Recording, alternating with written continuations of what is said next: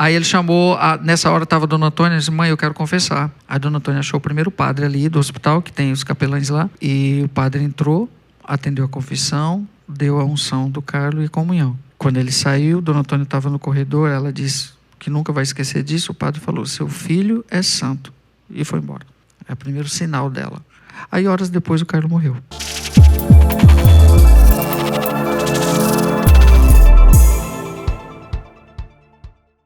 Cyberapóstolo, conhecido popularmente como padroeiro das redes sociais, protetor da tecnologia. Hoje nós queremos partilhar com você sobre a vida que revolucionou o seu tempo e tem revolucionado também a nossa geração. O nome dele, Carlo Acutis. Mas afinal, quem é este jovem de calça jeans, camisa polo, de tênis, mochila nas costas, que foi recentemente elevado à glória dos altares e tem inspirado uma geração? Para conversar, para apresentar a você melhor então a vida e a glória de Deus por meio da vida de Carlo Acutis, do beato Carlo Acutis, nós recebemos hoje aqui no podcast do Arsenal Jovem com muita alegria o padre Fábio Vieira, hoje o maior propagador da devoção a Carlo Acutis no Brasil, membro, diretor espiritual, né, dos devotos de Carlo Acutis no Brasil. Padre Fábio, seja muito bem-vindo, uma alegria estarmos aqui reunidos. Irmã Maria Raquel, com essa sua empolgação nesse início, eu senti assim o Carlo pulando de alegria. Porque é isso mesmo. Muito obrigado mais uma vez pelo acolhimento, e eu quero parabenizar vocês pelo protagonismo no trabalho, essa cereja do bolo tão especial que é a juventude. E colocar o Carlo no meio deles, fazendo parte desse processo, eu tenho certeza que o céu está vibrando com isso. Parabéns, Instituto Hesed, parabéns a Arsenal Jovem e a você que está aí à frente desse momento tão importante, e ter como referência a santidade do Carlo para inspirar tantos jovens, né, e tantos outros, porque o Carlo ele não se restringe só à juventude, não. É da criancinha ao idoso, né, ao encantamento. Aliás, ele tinha um amor profundo pela sua nona, pela sua avó. Afetivamente, quem mais assim sente hoje, a gente pode dizer, humanamente falando, a falta do neto é a Luana, porque era muito apegada a ele. Então, os idosos têm um carinho muito especial quando vê: é o meu neto.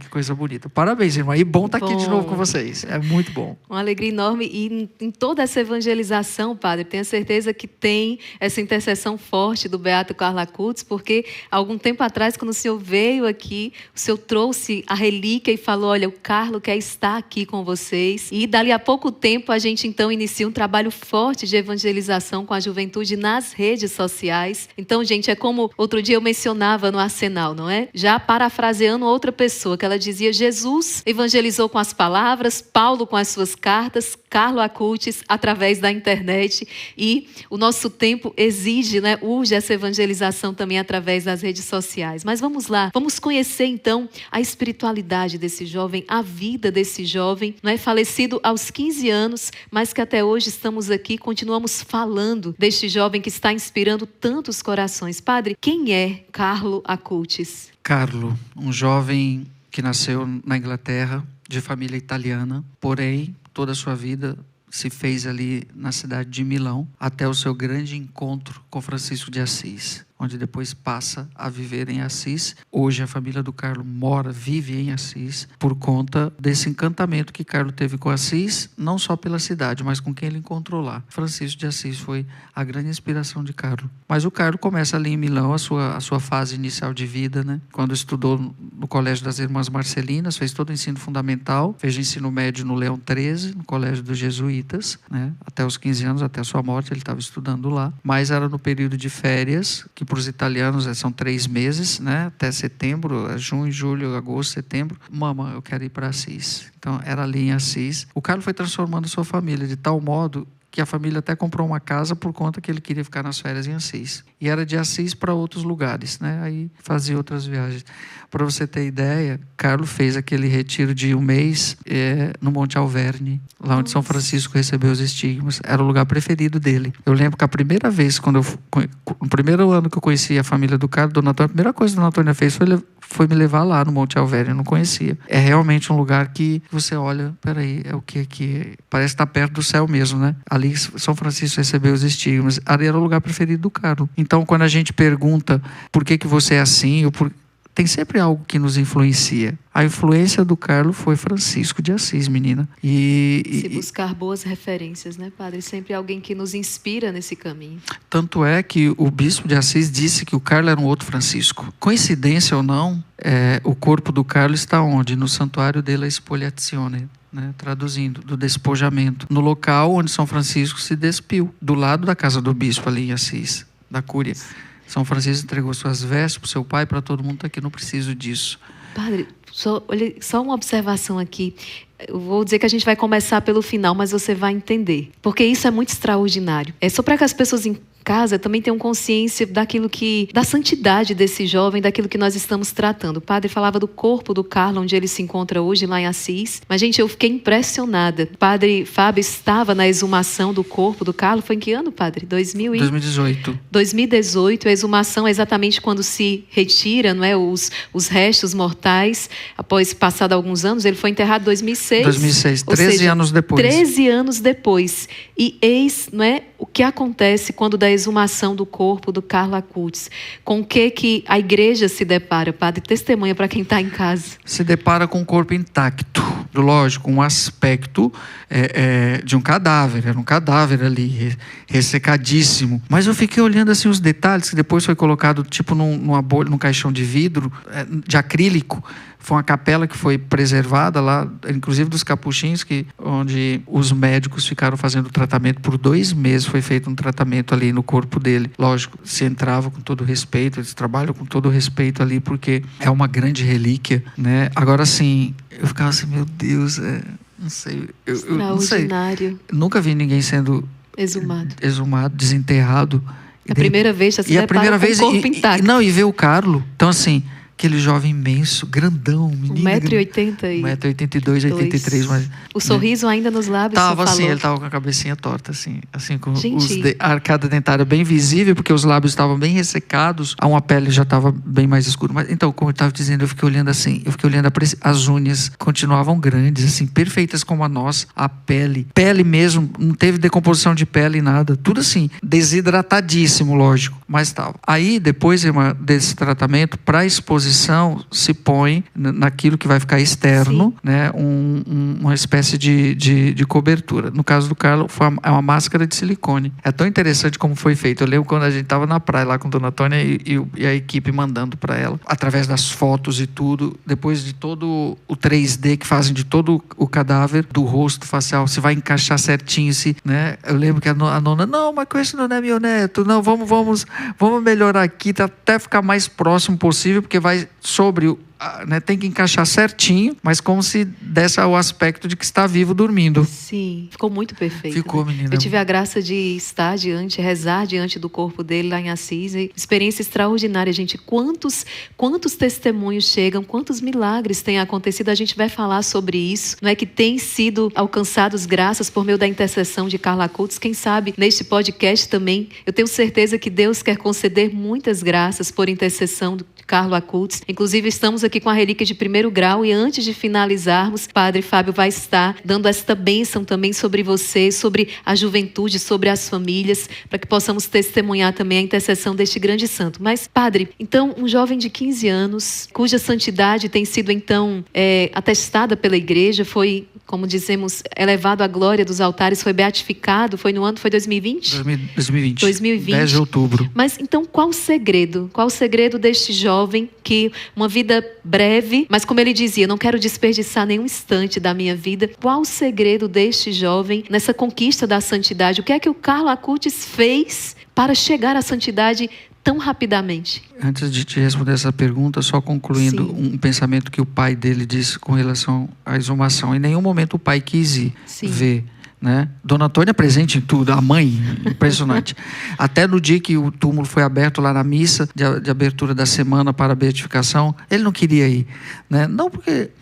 Aí o André disse uma coisa muito interessante, depois eu refleti. Não me interessa o corpo do meu filho. Quem vê assim, nossa, coisa fria, um pai falar isso, ainda mais uma mãe brasileira afetiva, imagina. Ele falando, o que importa para mim é a santidade dele. Então assim, ele é muito profundo, muito racional, muito preciso.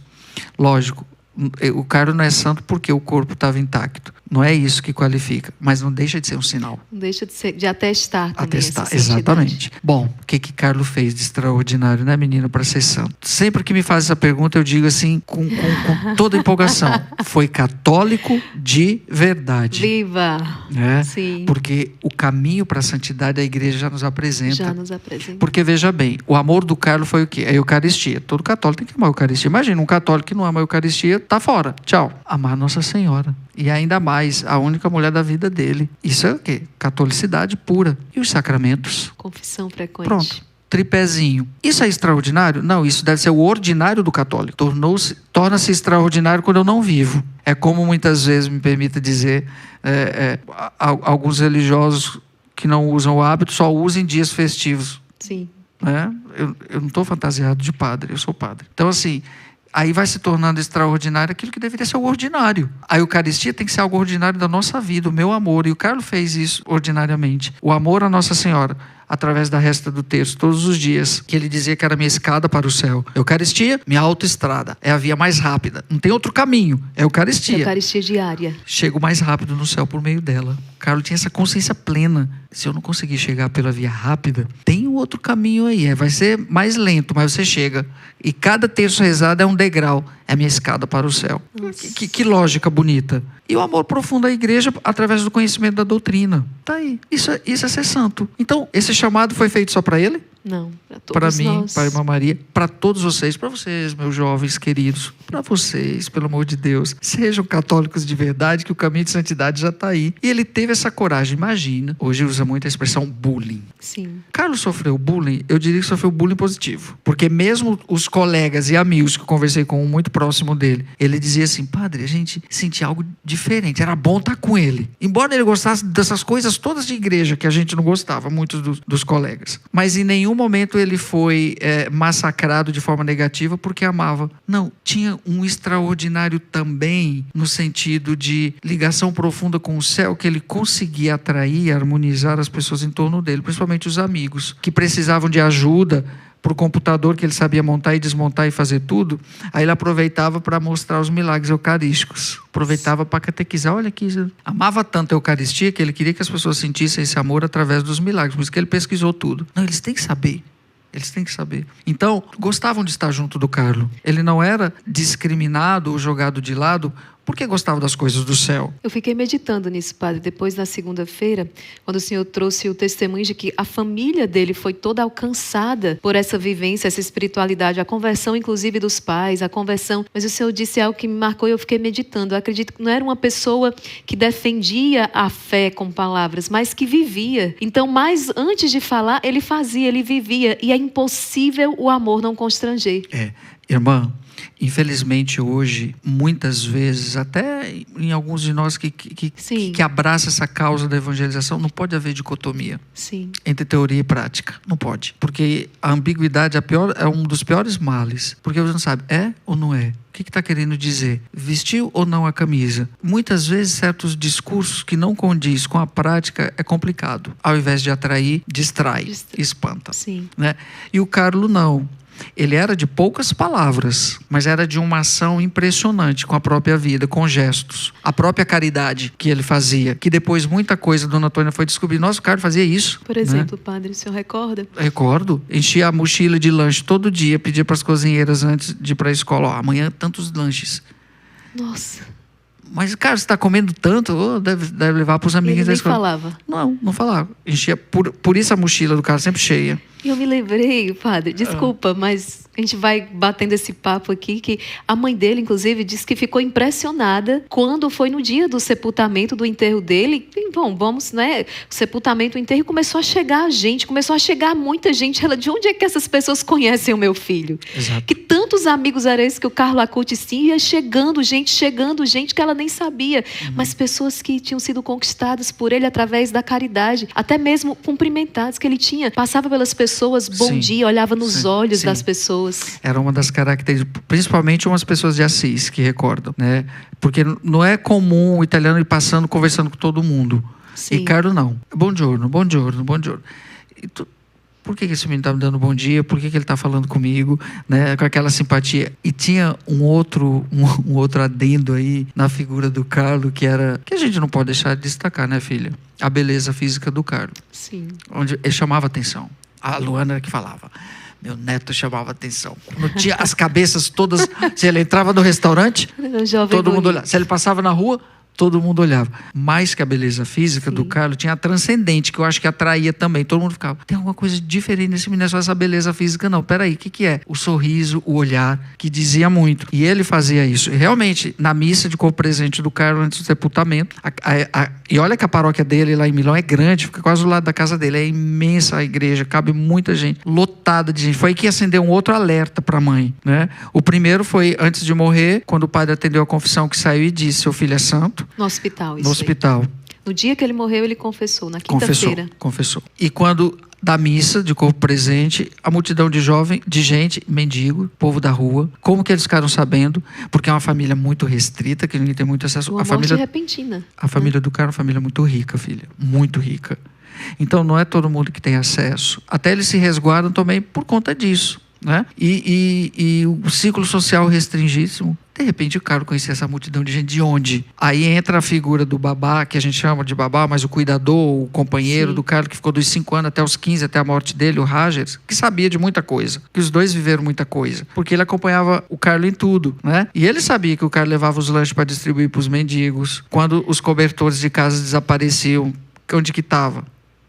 Pode ter certeza que ele já tinha levado para um que estava passando. Dele, que ele passava na rua e deixava com quem estivesse precisando. Era assim mesmo, minha filha. Então, eram esses pequenos gestos. Aí você pergunta, nossa, mas isso aí é algo que faz a pessoa ser santo? Não, porque se você faz de qualquer jeito, não te torna santo, não. Depende da intenção com que eu faço as coisas. Porque assistencialismo tem um monte de gente que faz com interesse. Então, não vai ser santo nunca mesmo. Imagina, tem gente que faz com interesse de outras coisas, de benefícios próprios. Então não é caridade. A caridade é gratuidade. E ele fazia. Só que ele não contava, porque o bem não precisa fazer propaganda. Simplesmente se faz. Então ele não contava nada para ninguém. Lógico que a dona Antônia não sabia muita coisa. Foi saber depois, inclusive quando...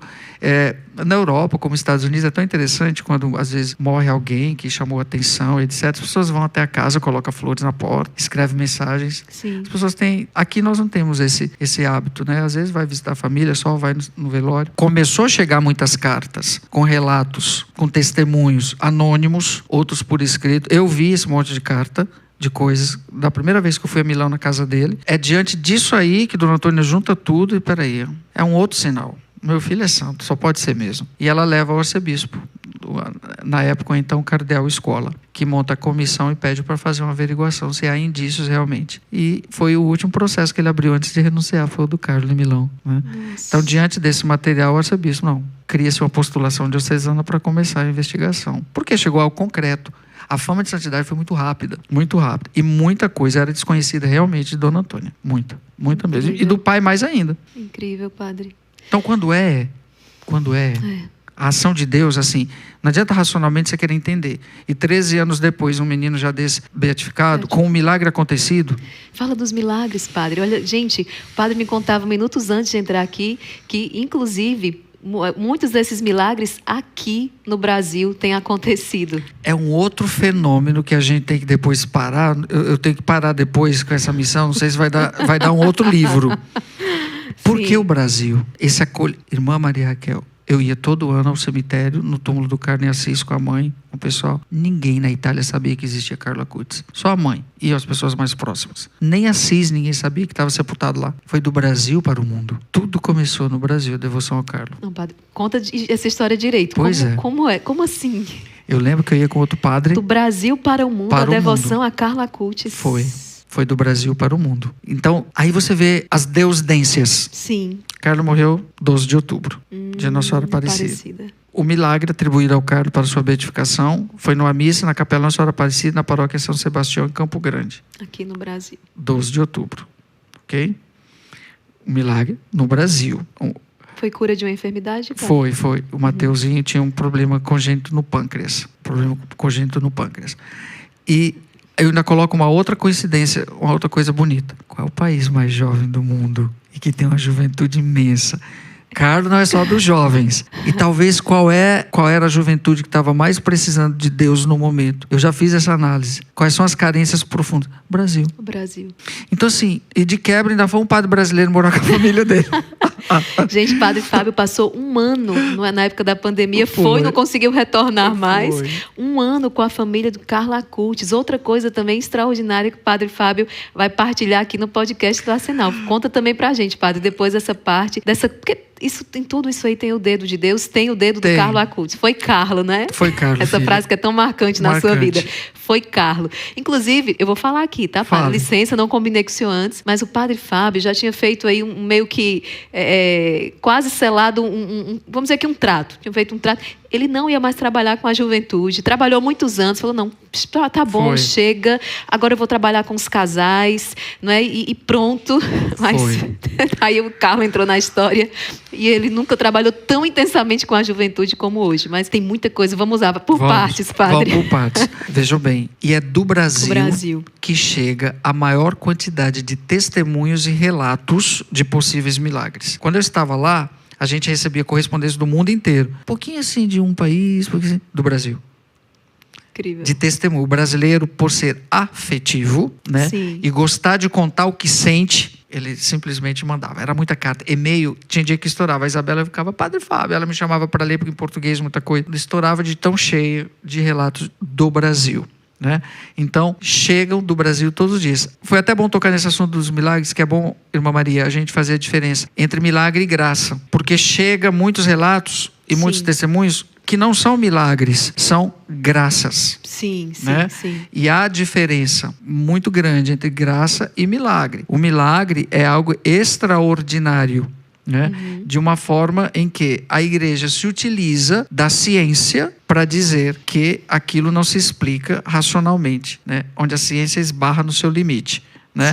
O pâncreas do Mateus tinha uma bifurcação, e nessa bifurcação fazia com que ele tivesse esse grande problema de refluxo, que o menino não tinha uma sobrevida, porque tudo que comia ia para fora. E depois da intercessão do Carlo, do milagre acontecido, a bifurcação desaparece. E a ciência não explica. Seria a mesma coisa você nascer sem um braço e 10 anos depois o braço começou a nascer. Isso não existe. Então a ciência se curva, olha, isso não era para acontecer.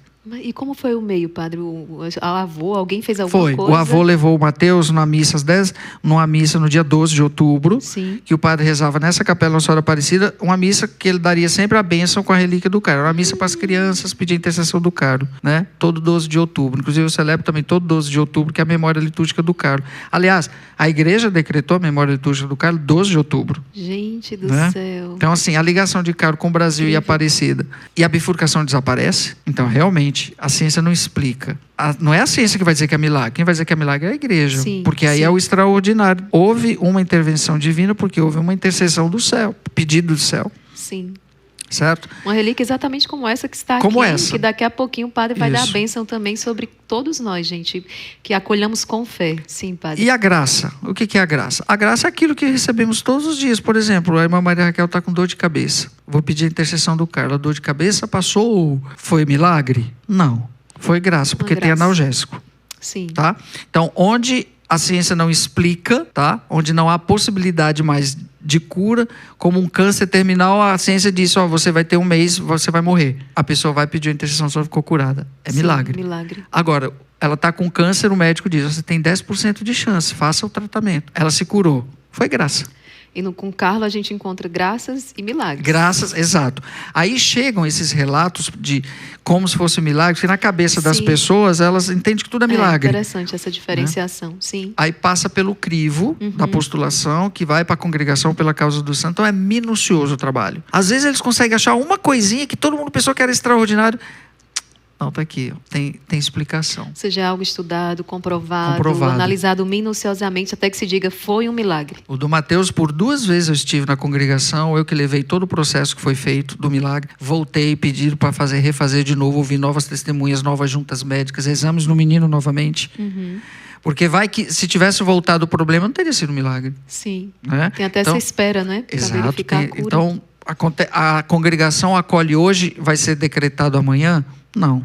O do Mateus durou 7 anos de investigação.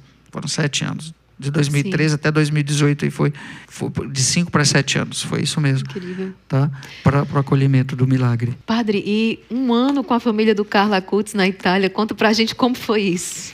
Todos os anos, quando eu ia lá, eu já ia todo ano, ficava um mês, 15 dias. E Dona Antônia vivia me chamando para ir para lá mesmo. O senhor lembra a primeira vez que o senhor entrou em contato com a história do Carlo? Lembro.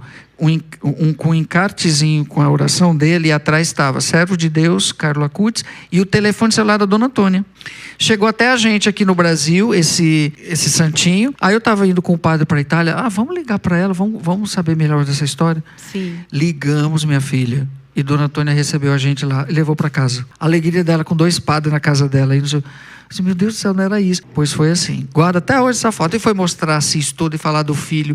Ela era postuladora, tadinha. Ela que divulgava. Porque ela foi a primeira convertida pelo filho. Então ela se sentiu, sabe? Foi convertida e alcançou o milagre da gravidez dos gêmeos, gente. Ainda tem esse detalhe aí, mas...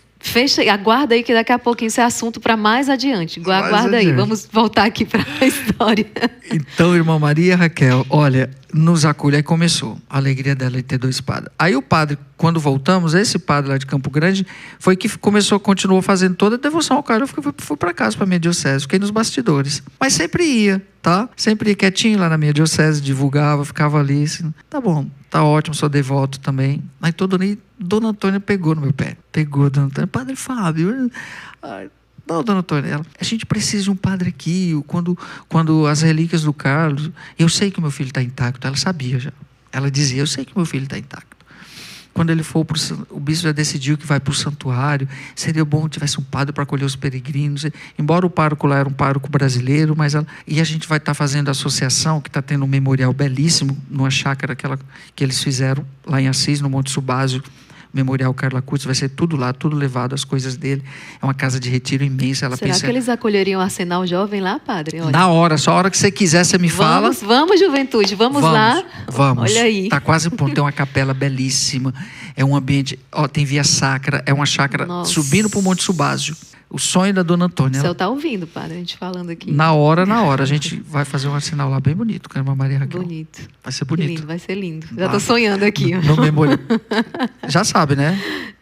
Vou estar lá com vocês. Vai, só você for com a gente. Dona Antônia, tem uma irmã aqui que vai... Estamos quase chegando aí. Prepara, Dona Antônia. Não, Assis vai ser encantador fazer um momento com Arsenal. Nossa, né? Que bonito. Então, lá, né, aí... Eu fui demorando, eu estava pároco da catedral na época, da minha diocese. Aí quando foi em 2018, aí eu disse, sabe o que eu acho que eu vou? Aí eu fui Aí em 2019 fui à Itália em julho, aí eu decidi, Dona Antônia, eu venho. Ela vibrou de alegria, venha, vai ser bom, já vou falar com o bispo de Assis para te dar uso de ordem, para você ficar aqui, pronto. Ficou decidido, aí quando foi em dezembro eu comuniquei a minha paróquia e em janeiro fui. Aí comecei a atender confissões lá no santuário, né? Aí fiquei morando lá na casa deles e o projeto era ficar 3, 4... O projeto, sincero, vou ser bem sério para você, o projeto da Dona Antônia era que eu me transferisse para lá. Sim. Entendeu? Sim. Era que ficasse, esse sempre foi sim. o desejo, né? Aconteceu a pandemia, mudou tudo. Hoje eu entendo por que eu fui. Eu acho que era para voltar para esse trabalho. Entendeu? Sim. Porque lá começou a coisa, né? Precisamos de padres que vá falar da Eucaristia, que vá falar, que leve a mensagem do Carlo também, Padre Fábio. E começou tudo lá. Comecei a rezar o texto do quarto dele. Tudo começou lá, irmã Maria, que a pandemia fechou, mudou tudo, todo o percurso. Aí quando chegou no final do ano, 2020, aí ia ter outro lockdown, ia fechar a Itália, tudo de novo. Aí ela, Padre Fábio, você fica ou fica? Eu vou, Dona Antônia, não sei, Dona Antônia, alguma coisa, eu tenho que voltar. Ela, certeza que você quer voltar? A gente vai ficar mais um ano aqui. Não, mas o trabalho está legal, você está daqui rezando com os jovens. Não, eu vou, Dona Antônia, eu vou. Ela, vai. Aí, quando eu estava vindo embora, eu lembro que ela falou assim para mim, nunca vou esquecer, Maria, ela falou assim, tu sei protetto di Carlo, você é protegido por Carlo. Porque senão, Antônia, eu vou pegar o avião, eu sei que tem ainda... Está no auge dessas contaminações. Ela, não, você não vai pegar isso aí. Como de fato, né? O ano todo lá depois nunca peguei esse negócio. Fui ter agora ano passado e nem sabia que tinha. Sim. Foi porque fiz o exame. Sim. Né? Então, veja bem, essa ligação, tudo isso que aconteceu foi um grande noviciado para mim. Foi uma imersão nessa espiritualidade do Foi. Beato Carlo Acutis para trazer para cá com essa força porque também. eu pude experimentar em loco. Sim, O que nos sustentou naquele ano? O mundo ficou sem missa, irmã. O mundo. A família do Carlos não ficou um dia. Pode ele dizer que providenciou essa Eucaristia para a família. foi o Carlos. Colocou um padre na casa deles para dar a missa para a família. Padre, e para o senhor mesmo, assim, a sua experiência pessoal, assim, o que foi para o senhor esse um ano, nessa experiência em loco, como o senhor falou, assim, sendo imerso nessa espiritualidade do Beato Carlo Acutis junto à família dele? Como padre, eu melhorei muito. Melhorei muito. O que resgatou no senhor? Se eu já amava a Eucaristia, eu amo mais ainda. Não sei viver sem a missa. E tem algumas coisas... Tem algumas coisas assim, irmã, que eu ainda não estou entendendo. Tá certo.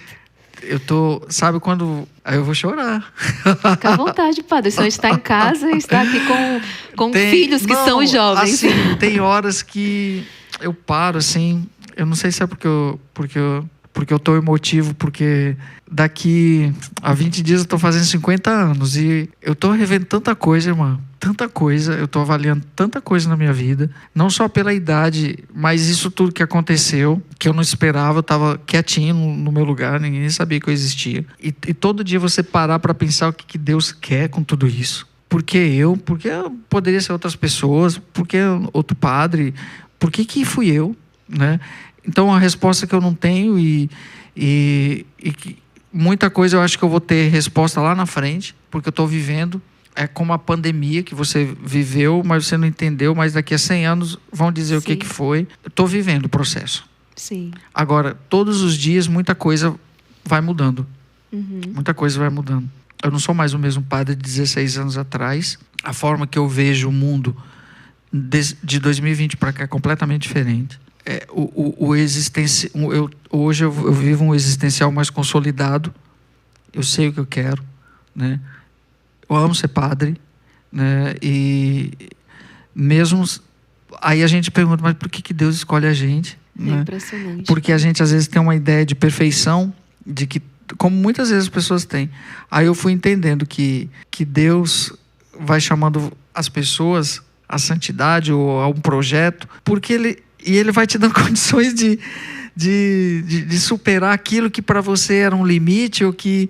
Aí eu esbarro na Eucaristia mesmo. Aí, de repente, o Carlos, um jovem de uma família distante da minha, completamente de outro universo, de outro mundo, e ter tido um amor tão grande pela Eucaristia, pela igreja, que nos questiona enquanto padres. O Carlos dá um tapa na cara dos padres, sabe? E eu acho que deu na minha também. Não que eu fosse negligente com a Eucaristia, porque eu nunca fui. Disso eu tenho plena certeza. Eu acho que o Carlos potencializou mais ainda o meu amor pela missa, pela Eucaristia, e amar mais a minha missão, a minha vocação. Então, isso eu estou consolidando todo dia um pouquinho. Nossa. Porque, irmã, veja bem, é uma responsabilidade muito grande você ser associado a um jovem que é santo.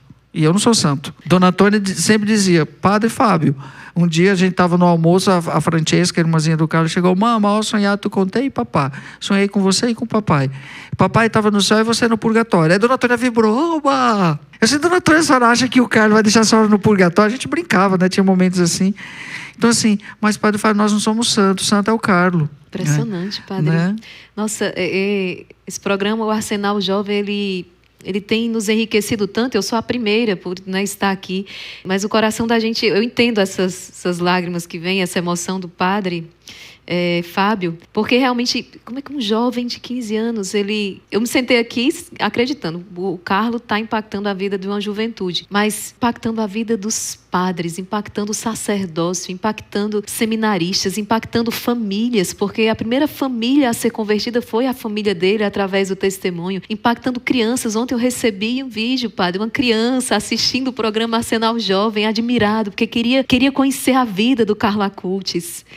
Então, você me deu a resposta. Nossa Senhora. É isso que está acontecendo. Eu acho que o Carlos entra para nos ajudar na conversão. Eu estou me convertendo todo dia um pouco mais como padre. Sim. Tornando-me uma pessoa melhor enquanto gente, também enquanto ser humano. Porque às vezes eu só vou ser um bom padre, você só vai ser uma boa irmã se antes de tudo você for um ser humano. Sim. De verdade. Gente. Essa é a vocação primeiro que Deus nos chama, a ser gente.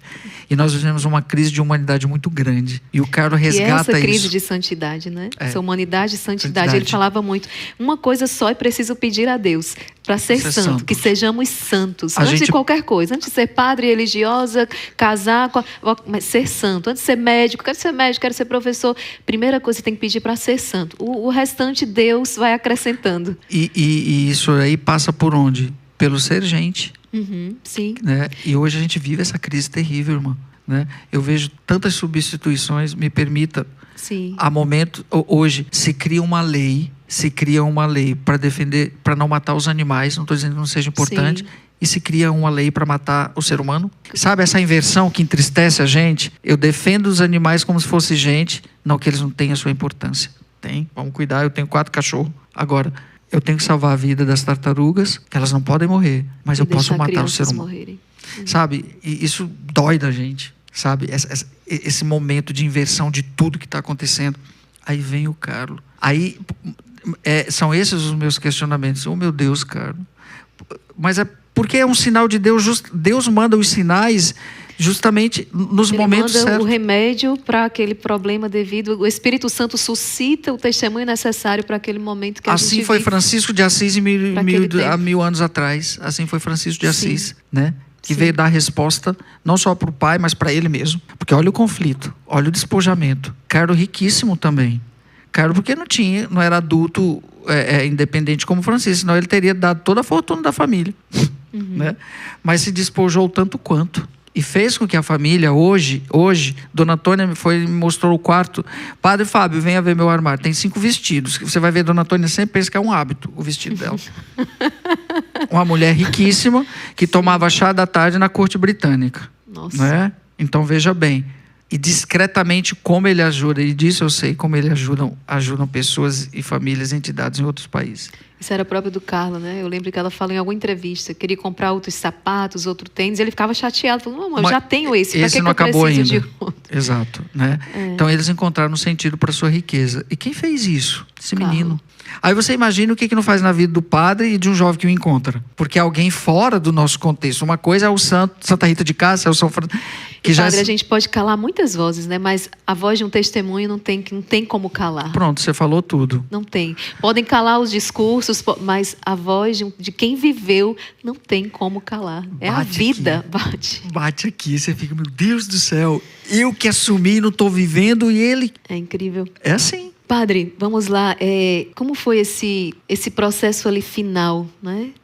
Aos 15 anos, a leucemia, a doença, como se deu? Como foi esse processo ali final da vida do Carlos Acultes? Mas, peraí, antes que eu esqueça, né? Teve eu disse que ia falar para eles o milagre na vida da mãe dos gêmeos. Como é que foi isso? Porque eu não sabia que ele era filho único até a morte. Eu achei que ele tinha outros irmãos. Depois que vieram os 2 irmãos. Vamos lá atrás. Dona Antônia também nasce de um milagre. A gente vai fazendo. E a Luana, a mãe de Dona Antônia, não podia ter filhos. Ela já tinha até adotado um cachorrinho. A Luana. O Padre Fábio não podia ter filho, queria tanto ser mãe. Simplesmente eu engravidei de Antônia. Por isso que eu dei o nome Antônia. Né? Me apeguei muito a Santo Antônio também. Antônia. Nasceu Antônia. Única filha. Não podia ter filho. Engravidou de Antônia. E Dona Antônia... Logo quando casou, já engravidou do Carlos. Recém-casada, foram morar em Londres, por isso que Carlos nasceu lá. Só que depois da Antônia que teve o Carlos, ela teve problemas, tireoide, essas coisas todas. Depois foi detectar assim, não tem mais como a senhora engravidar. Logo depois do Carlos, não tem mais como. Tudo bem, já tinha o Carlos, beleza, já tinha um fruto, né? Só que Carlos morreu aos 15 anos. E Dona Antônia ficou só com o marido novamente. Não podia ter mais filhos. 4 anos depois, aos 43 anos... Dona Antônia ficou grávida e de gêmeos. Ela foi o Carlos. Foi meu. Aliás, o Carlos já meio que numa despedida, né, preparando o caminho, já tinha dito para ela que não se preocupasse, que depois viria. Né? Ele disse isso para ela? Aham. Mas sabe que a pessoa não se liga, não dá conta? É Sim. depois que passa que vai juntando quebra-cabeça. Aí eu sonhei isso, o Carlos tinha dito isso. Quando você está vivendo certas coisas, a gente tem noção. Depois, quando passa que você vai... Meu Deus, mas era isso. E disse que ele profetizou, inclusive, a morte dele também. A morte. Já conto como foi esse pedacinho. Sim. E aos 43 anos, Dona Antônia engravidou de gêmeos. Nasceram. aquelas coisinhas lindas, Francesca e Michele, que fizeram 13 anos agora, 19 de agosto. Fizeram a primeira comunhão com 5 anos. São 2 mais cedo que o Carlos. santinhos.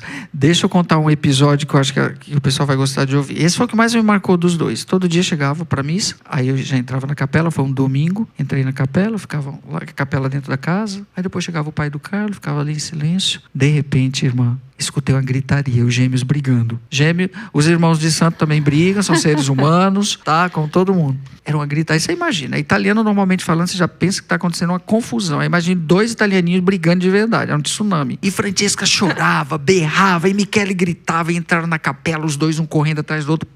O pai levantou e deu um berro também. Basta, os dois. Eita, meu Deus do céu, eu quietinho ali na minha. E brigava e chorava, aí o pai falava, que é sucesso, Francesca, Michele, e tal. Por fim, por que os dois estavam brigando? Porque a Francesca queria fazer a primeira leitura e o Michele não deixava. Veja por aí. Quando eu estava lá, eu fiz a investidura do Michele Coroinha e dela leitura. Mas no domingo tinha 2 leituras. E o Michele não deixava ela fazer a primeira leitura. Aí o pai falou, Padre Fábio, resolve aí. Eita, vou entrar na briga deles. Michele, por favor, deixa a tua irmãzinha fazer a primeira leitura. Não, sono eu. Michele, por favor, só hoje, cara. Deixa a tua irmã fazer a primeira leitura. Não do céu. E Francesca berrava. Com muito custo, Michele, va bene. Ai, graças a Deus. Pronto, Francesca, o Michele deixou você fazer a primeira leitura. Agora eu também não quero. Meu Deus do céu, vai começar tudo de novo. Conclusão, o pai fez a primeira, a segunda, o salmo e quase rezou a missa. Aí quando terminou a missa, o Andréa veio. A gente saiu pro almoço. Padre, desculpa. Por que, André?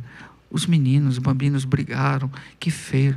Não, André, foi uma das coisas mais lindas que eu já vi na vida. Como assim, Padre Fábio? Eu nunca vi no Brasil, lugar nenhum do mundo, crianças brigando para fazer a leitura, proclamar a palavra de Deus. Eu vi brigando para não ir na missa, mas para proclamar a palavra de Deus, que coisa linda, André.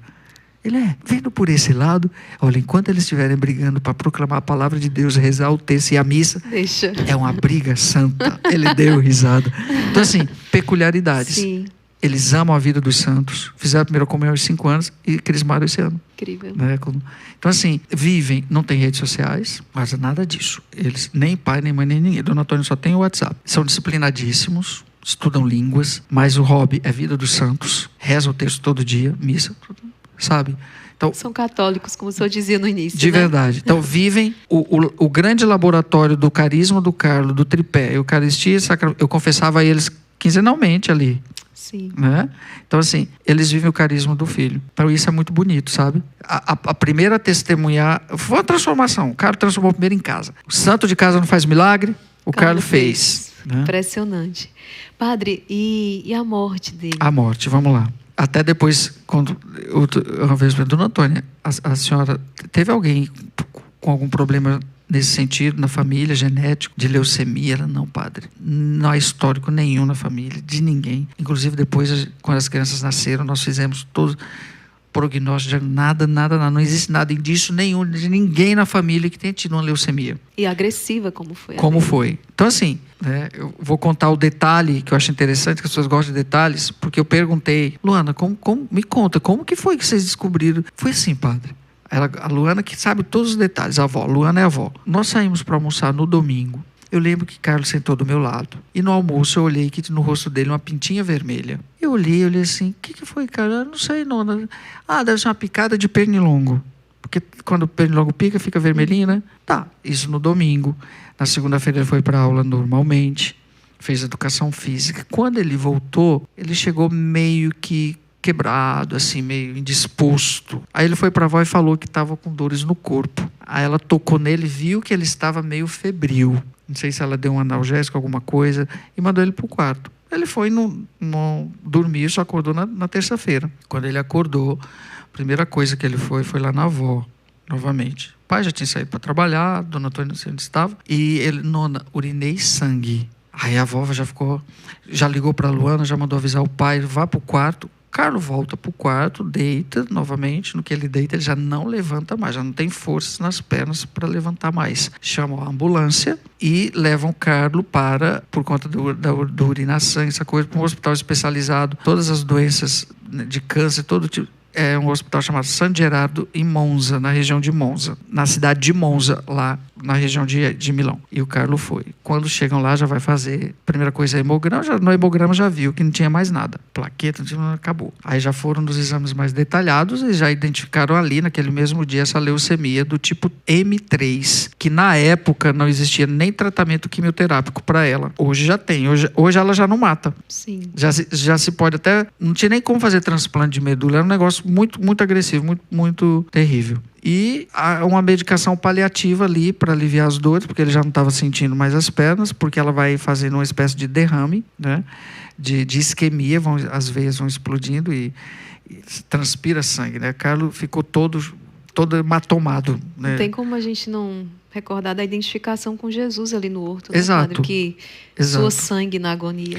E naqueles 3 dias ali foram momentos de grandes testemunhos. Ficou a avó e a mãe o tempo todo com ele no hospital. A Luana fala que quando às vezes entrava uma enfermeira, que uma delas estava dormindo, ele pedia para fazer. Ele estava ali, mas estava preocupado com a mãe que estava sem dormir, com a avó que estava tirando um cochilo. O médico chegava e entrava. Esse foi um dos momentos fortes também. O médico chegou, sabia que ele estava com dores terríveis, porque dói. Até chegar o derrame cerebral, né? Ela vem subindo, é um negócio que vem de baixo para cima, uma coisa mais ou menos assim. E ele, o médico: você está sentindo dores agora? Tá? Porque ele sabia que ele estava sofrendo. Ele não. O Papa está sofrendo mais do que eu. Lógico, médico, o Papa está sofrendo mais. Eu ofereço por ele esse momento. Aí, antes de morrer mesmo, e a Luana falava: Padre Fábio, sempre com sorriso. Sempre. Eu olhava para a nona, sorria, né? No lugar delas consolarem. É ele que consolava elas. O Carlo via a morte como Francisco: irmã. A morte é minha irmã. Ei, vem, eu preciso de você. Você vai me levar para o meu infinito, que é Deus. Aí ele chamou, nessa hora estava a Dona Antônia, e disse: mãe, eu quero confessar. A Dona Antônia achou o primeiro padre ali do hospital, que tem os capelães lá. E o padre entrou, atendeu a confissão, deu a unção do Carlo e comunhão. Quando ele saiu, Dona Antônia estava no corredor, ela disse que nunca vai esquecer disso. O padre falou: seu filho é santo. E foi embora. É o primeiro sinal dela. Aí, horas depois, o Carlo morreu. Padre Fábio contando, a gente pensa que foi um tempo enorme, mas não, ali foram 2 dias. 2 dias. Toda essa via sacra do Carlo foi numa terça-feira, descobriu, veio o diagnóstico, passou a quarta-feira, na quinta, inclusive, quinta-feira, um dia eucarístico, né? Que no Brasil isso é muito forte, a quinta-feira eucarística, porque o dia também foi numa quinta que Jesus instituiu a Eucaristia. Então, o Carlo morre. Ele que tinha um grande amor à Eucaristia morre numa quinta-feira. Com todos os sacramentos, né? Aí o pessoal quer saber, mas quando ele morreu, eu estava com quem? Com a avó. Não estava nem Dona Antônia. Era a Luana que estava ao lado dele. E é tanto que ele disse, né? Eu morro, mas com certeza que não desperdicei meu tempo com nada que desagradasse a Deus, né? E Luana, quando viu, o Carlos estava morrendo. Ele profetizou a morte dele, né? E falar primeiro sobre isso. Foi tão interessante. Os santos, sabe, irmã? Os santos, eles já vivem no céu. Eles ficam aqui brincando, não sei. Os pés deles estão aqui, mas o coração deles está lá em cima, como falamos na missa, né? Porque, veja bem, o Carlo tinha ciência infusa. O que é a ciência infusa? É uma inteligência extraordinária, é um transcendente no imanente. A ciência infusa. É como se o céu já estivesse plenamente nele. Ele já, né? O pai do Carlo falava assim, que se você sentasse 5 minutos com o Carlo, ele diria para você aquilo que você precisava ouvir. Ele sabia, ele fazia a leitura da alma. As pessoas transcendentes que têm essa ciência infusa, eles fazem leitura da alma, como Padre Pio e tantos outros. Chegasse, olhava para você, Padre Pio, se alguém chegasse lá e não confessasse, além de ele dar uns berros em você, mandar você sair correndo, você não contasse o pecado, porque ele já sabia qual era o seu pecado, e você foi mentir, foi enganar. Então, fazem leitura da alma. O Carlo fazia leitura da alma, dizia o pai, né? Ele dizia. E nesse sentido, eu fico pensando, com quem conviveu, que ficava assim, por que ele faz isso com a gente, né? Por que ele diz isso pra gente? E mesmo no momento final dele ali com a avó, né? Com a confissão que teve, com toda essa preparação, com essa ligação com o céu, com esse transcendente, com esses sinais. Não sei, quem conviveu ali muito, eu lembro, me veio um monte de coisa na cabeça. A Mirella, que cuidava da casa, cozinhava tudo lá em Assis, ela falava: "Ma Carlo era um Alto Francesco". Porque lá em Assis é assim, todo mundo respira São Francisco, né? Tudo fala Francisco de Assis. E de repente Carlo vira e tornar-se um outro Francisco no tempo, né? As semelhanças, 2 jovens riquíssimos que se despojam.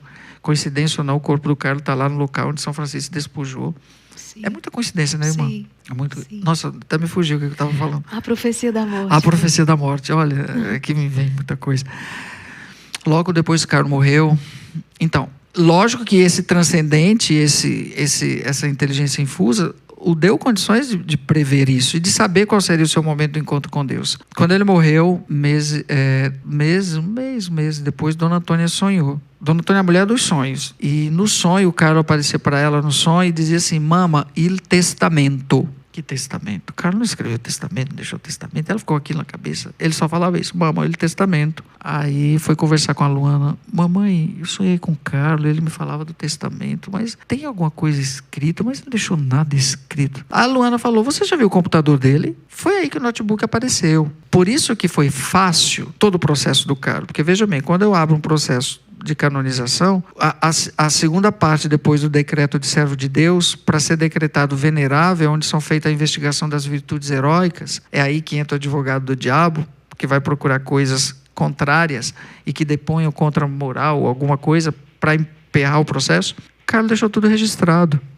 Aí você imagina fazer a investigação de uma pessoa que está no caminho da santidade, que não tem nem mais familiares, não tem mais testemunhas oculares, não tem mais nada.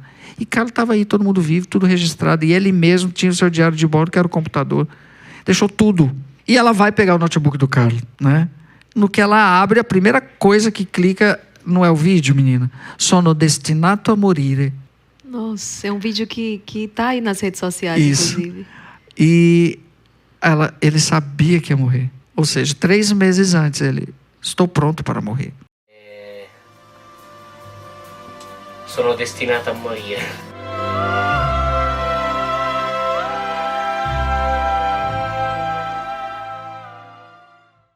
Estou preparado, sono destinado. Mas é que interessante, tinha um pedacinho antes. Tinha um complemento. Que ele dizia, aquilo não foi salvo. E ele também dizia, aí a avó lembrou: quando eu completar 70 quilos, estou pronto para morrer. Ele falava isso no vídeo. E morreu com 70 quilos. A Luana que fala. Ele vivia dizendo: Nona, quando eu tiver 70 quilos, eu vou morrer. Gente do céu. Nunca se deram conta. Nunca se deram conta. Depois é que vem a leitura. Sim. Quando eu tiver 70 quilos, sono destinato a morire. E era uma frase que o pai dele disse que ele repetia com frequência. Quando ia combinar alguma coisa futura com ele dizia: sim, faremos, se eu ainda estiver aqui. Sim. Mas que essa ideia de que ele morreria jovem, cedo, era algo que ele tinha muito certo. 2 anos antes de morrer, ele falou: Mama, eu quero ser sepultado em Assis. Com 13 anos de idade, um jovem já. Mas, Carlos, na lógica, sou eu que vou morrer. Não, mama, a senhora promete. Tanto é que eles não tinham jazigo em Assis. Depois que ela entendeu. Aí eles compraram o jazigo porque Carlos quis estar em Assis. Nossa, padre, gente, que história impressionante, impressionante. Olha quanta riqueza, quanta coisa nós estamos aqui descobrindo sobre Carlo Acutis. Agora, padre, tem uma preciosidade aqui para quem quer aprofundar ainda mais na história, né, do beato Carlo Acutis. Gente, tem um livro escrito pelo padre Fábio Vieira, aqui da editora Quadrante, Foi Carlo. Padre, fala rapidinho aqui dessa grande obra, porque ainda tem um filme que a gente vai falar, e não esquece não, tem a bênção com a relíquia do beato Carlo Acutis. Então, segura aí. Essa obra aqui maravilhosa. Eu já ganhei o meu, viu, gente? Já estou aqui. Esse é o meu. Pois é, autógrafo com a irmã. Sim. Olha, quando eu estava lá na casa do Carlos naquele ano, e comecei a rezar o texto pelo Instagram com o pessoal do Brasil, e eu mostrava o dia a dia ali na casa do Carlos. O pessoal gostava de ver o quarto, a cama, eu ia pro túmulo, fazia o tour pelas ruas de Assis. Aí, inclusive, tem um capítulo do livro que eu falo de Assis, que foi Assis na minha vida. O que é Assis? Aquela Assis mística. E um rapaz da Quadrante, depois da beatificação, entrou no meu Instagram e mandou uma mensagem: Padre, o senhor nunca pensou em relatar tudo isso aí que o senhor está vivendo? Eu disse: não quero saber esse negócio de escrever, não. Não é comigo, não. Padre, pensa com carinho. Poxa, a gente gostaria que o senhor relatasse essa sua história aí. O senhor está em loco, no local. Narra. Qualquer coisa entra em contato comigo. Aí eu: tá bom. Aí não dá importância, não. Aí quando eu voltei, que eu cheguei no Brasil, cheguei em casa, aí que eu senti um vazio, sabe? Aí eu fiquei, assim, 20 dias isolado dentro de casa, porque eu quis mesmo. Aí eu lembrei do Alessandro, família muito linda. Alessandro, eu vou fazer. me mandem um roteiro mais ou menos do que vocês gostariam. Eu fiz em 20 dias e mandei para a Quadrante. Está sendo o livro mais vendido deles. Porque a Quadrante é uma editora muito seleta de livros teológicos, uma coisa bem assim. E o Carlo foi uma novidade para eles e para um público também diferenciado. Então eu narro a minha experiência, os pontos da santidade do Carlo. Daí eu falo especificamente de cada um dos membros da família. Falo da mãe, do pai, da avó, dos irmãos, né, da cidade de Assis, da pandemia, da minha vocação. Então fica uma coisa bem coloquial, mas bem interessante. Então, para quem quer aprofundar um pouco mais na história do Carlo, fica aqui, gente, a indicação. E também tem um filme, padre. Fala pra gente do filme que está estreando aí em outubro. Atenção, juventude. Pois é, gente. Esse filme, eu lembro quando eu estava lá, eles tinham mandado uma sinopse para Dona Antônia, que quem lançou o filme, ele Cielo não puede esperar, é na Espanha. Interessante. Céu não pode esperar. Eu esperava que a Itália protagonizasse esse momento, mas não foi a Itália, foi a Espanha. Então, uma equipe da Espanha, cineasta, o pessoal da Espanha, que mandaram o roteiro, tudo para a mãe. Dona Antônia contribuiu com muita coisa, tanto que ele é recheado de documentário também, então é muito bacana. Né? E foi lançado na Espanha. Dona Antônia foi para o lançamento do filme na Espanha. Ela saiu pela primeira vez da Itália. Então foi bem interessante. Foi no início do ano na Espanha. E já está aí no Brasil agora. Quando que estreia aqui no Brasil? No Brasil, em primeira mão, por Sinal Jovem. A partir de 19 de outubro, em todos os cinemas das capitais do Brasil. Com certeza em alguns do interior também terão. Mas já está fechado em todas as capitais. E aqui, para o pessoal de Fortaleza, em todos os 8 cinemas, a Kobe Produções, que tem os direitos do filme, já anunciou que vai estar em todos os cinemas. Juventude, vamos lotar as salas de cinema do nosso Brasil. O padre está aqui confirmando em todas as capitais, está confirmado, estreia dia 19 de outubro. Vamos ao cinema e aí na certeza de que vamos ver algo de qualidade, algo que vai acrescentar a nossa vida, que vai inspirar, porque Deus quer levantar neste Brasil uma geração de jovens santos. Olha o mover do céu. Eu falava no Arsenal Jovem, os jovens do Brasil não podem reclamar que estão caminhando numa escuridão, não, porque Deus está acendendo verdadeiros luzeiros para iluminar a caminhada da juventude. Eu tenho certeza que a juventude vai corresponder a este chamado de Deus. Sim, e quando fecha o grupo, né? Vai ter os descontos todos. Então, os coordenadores aí, quando o Padre Fábio falava, quando fecham a sala, grupo grande, tem um desconto de 50%, né, Padre? Então, atenção, coordenadores de grupos aí, monta os grupos e vamos, dia 19 de outubro, para os cinemas aqui no nosso Brasil, nas capitais. Às vezes a gente lota cinema para tantas outras coisas fúteis e inúteis, por que não para um momento desse? Um momento como esse. E as pessoas vão sair assim, chocadas, assim. Porque tem os testemunhos. Cada hora que eu vou me encontrando com a história do Carlo, vai aprofundando mais e vai causando um impacto novo e positivo. Padre, mais algo a ser comunicado a essa juventude? E antes de darmos a bênção com a relíquia de 1º grau do Beato Carlo Acutis? O que eu sempre digo em todos os lugares que vou, né? O que a vida do Carlo pode dizer para você jovem hoje? Eu acho que o ponto essencial foi o que ali, no dia da sua primeira comunhão, ele assumiu. O meu projeto de vida. A juventude está vazia, o ser humano está vazio, que a gente falava isso no início, a falta de identidade, o conflito, os fotocópias que nós estamos nos tornando, perdendo a originalidade, é porque não se tem mais projeto de vida. Não se sabe mais para onde está indo, o que se quer. E quem quer tudo não tem nada. Quem ama todos não ama ninguém. Então, eu preciso saber o que eu quero. Então, o que eu diria para a nossa juventude querida que está aqui nos ouvindo? E mesmo para você adulto também, você padre, você religioso, que tem gente religiosa não perdendo o seu projeto de vida. Sim. Está sem projeto, sem identidade. Né? Basta ver o suicídio de tantos padres por aí. Isso é doído. Crianças, né? jovens, consagrados, padres. Então, veja bem, o que é o suicídio, gente? É sem projeto.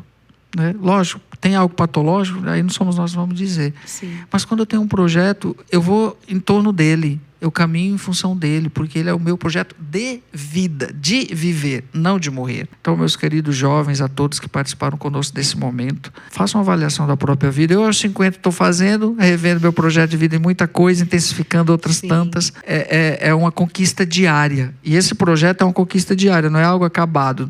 Não fique pensando, hoje o casal casou, vou ser feliz. No dia do casamento, pronto. Não.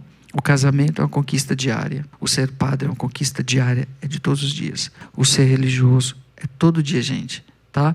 Então, tenham um projeto de vida, por favor. Busquem ter esse projeto de vida. Do Carlos foi estar sempre com Jesus. E o seu? Qual é? Inclua Jesus, que eu tenho certeza. Muita coisa vai mudar. Amém. Então, também eu acredito que 4 conselhos também nós poderíamos ficar aqui. 4 conselhos do Beato Carlo Acutis. Ama a Eucaristia. Então, missa diária, ele que fazia adoração também todos os dias, antes da missa, após a missa.